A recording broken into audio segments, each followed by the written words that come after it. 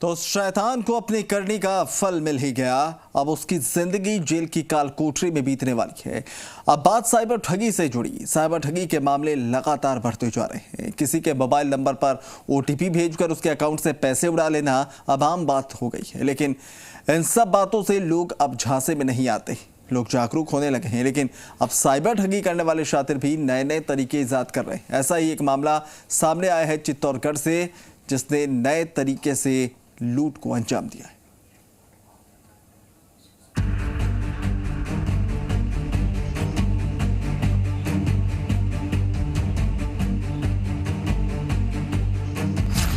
बिना मांगे मिला 20 लाख का लोन।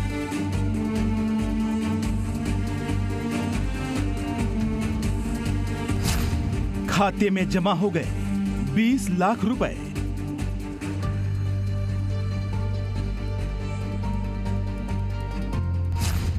खाता धारक हैरान, परिवार परेशान।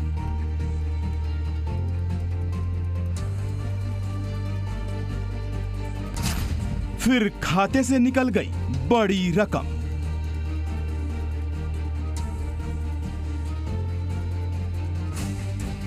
ये परिवार असमंजस में है, सदमे में है। समझ नहीं आ रहा कि शिकायत किससे करें, कार्रवाई कौन करेगा। बिन मांगे खाते में पैसे कैसे आ गए? आए तो आए, उन पैसों में से करीब 4 लाख रुपए निकल कैसे गए? चित्तौड़गढ़ के विनीत जैन को अब तक समझ नहीं आया कि पूरा मामला क्या है। उनके आईसीआईसीआई बैंक के खाते में 20 लाख रुपए का लोन कैसे आ गया? जब उन्होंने इसके लिए अप्लाई ही नहीं किया। यानी साफ था, या तो बैंक ने गलती की, इनके अकाउंट में लोन का अमाउंट ट्रांसफर कर दिया, या फिर इनके साथ कोई ठगी को अंजाम देने की कोशिश की गई। विनीत जब तक कुछ समझ पाते, लोन की राशि से करीब 4 लाख रुपए निकल भी गए।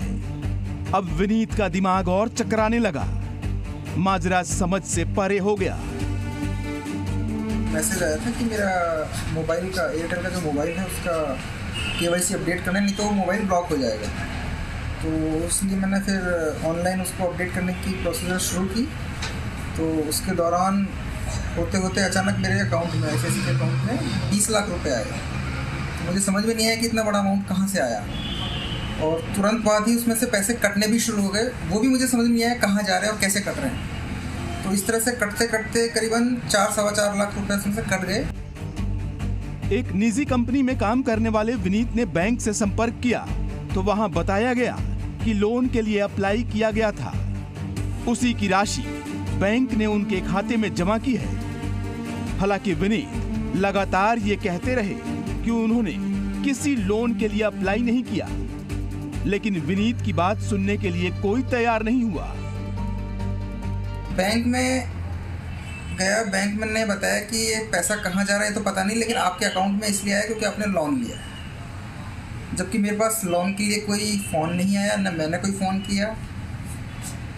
मुझे पता नहीं कि ये लोन के रूप में पैसा कहाँ से आया। जी, मैंने बैंक में जाके भी रिपोर्ट कराई है और सारे अकाउंट्स मैंने ब्लॉक करा दिए, जो भी मेरे उसके क्रेडेंशियल्स थे। थक हार कर विनीत ने पुलिस में शिकायत दर्ज करवाई। पुलिस ने भी मामला दर्ज कर जांच शुरू कर दी। बैंक से लेकर विनीत और उनके परिजनों से पूछताछ की गई। सारी डिटेल खंगालने के बाद यह साफ हुआ कि किसी ने साइबर ठगी को नए तरीके से अंजाम दिया है। किसी ने विनीत जैन की पूरी डिटेल निकालकर उनके अकाउंट को हैक कर लोन अप्रूव करवाया। खाते में पैसे आए तो उसने बड़ी रकम उससे निकाल भी ली। थाना हजा पर विनीत कुमार जैन ने एक शिकायत दी है कि किसी फ्रॉड करने वाले ने उसके नाम से लोन लिया है, मोबाइल को हैक करके आईसीआईसीआई बैंक से, और 20 लाख रुपए का लोन एक 5-10 मिनट में उसके नाम लोन हो गया। और उसके खाते से पैसे उड़ने लगे। विनीत जैन की ओर से पुलिस में शिकायत कर दी गई है।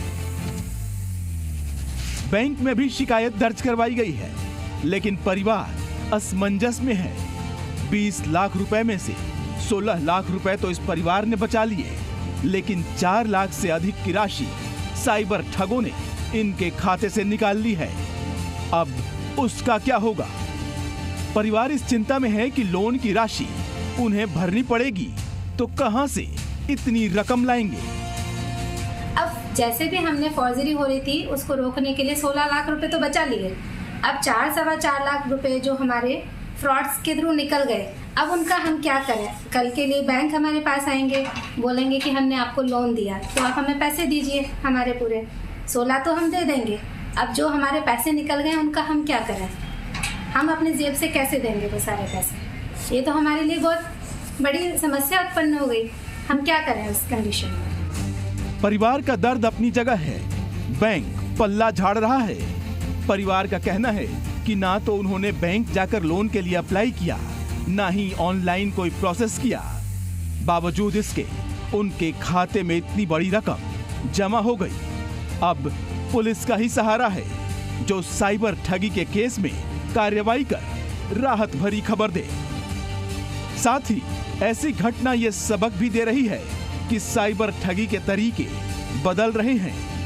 लोगों को ज्यादा सतर्क रहने की जरूरत है। दीपक व्यास, जी मीडिया, चित्तौड़गढ़।